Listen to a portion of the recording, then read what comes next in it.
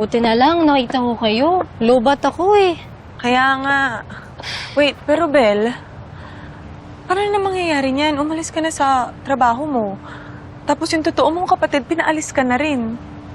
Oo nga eh. Feeling ko nga mag-isa na ako eh. Pero, kailang, kaya ko to. Bel, ano ka ba? Nandito kami. Hindi ka Oo mag-isa. nga. Tsaka, kung alam ni Tyrone na ikaw yung kakambal niya, hindi ka niya paaalisin. Di ko naman siya masisisi.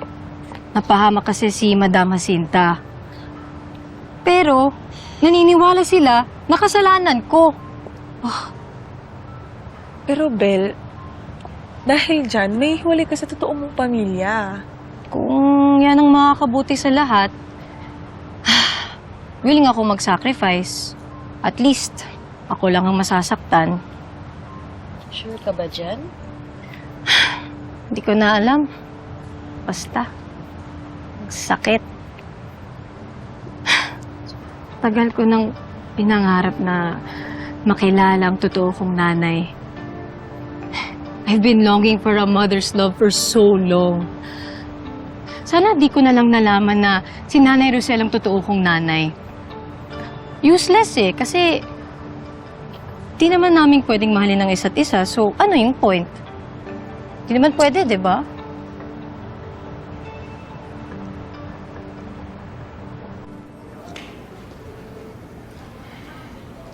Ayos ka lang?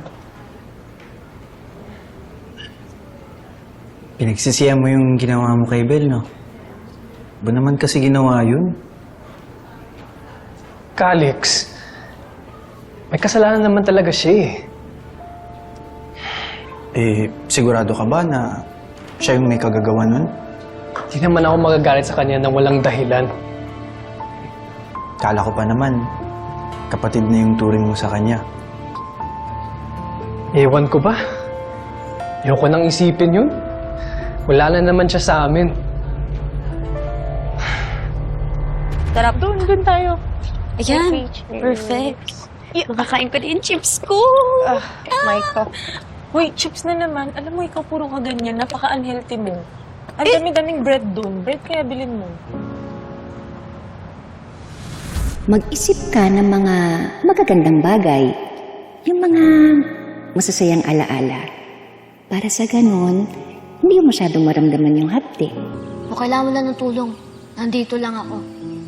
Pwede mo ko ulit maging kuya na handa kang protektahan. Maraming salamat, Tyrone.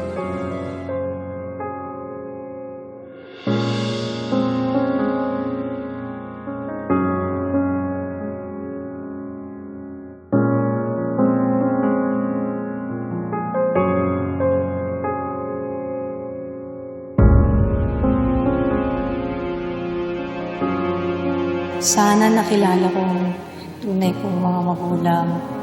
At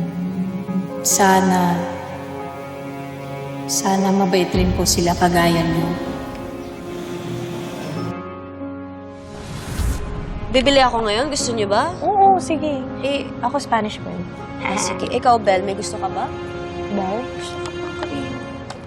Bel? Are you okay? Sorry, napaisip lang ako eh. Bakit ba ako nagtitiis ng ganito?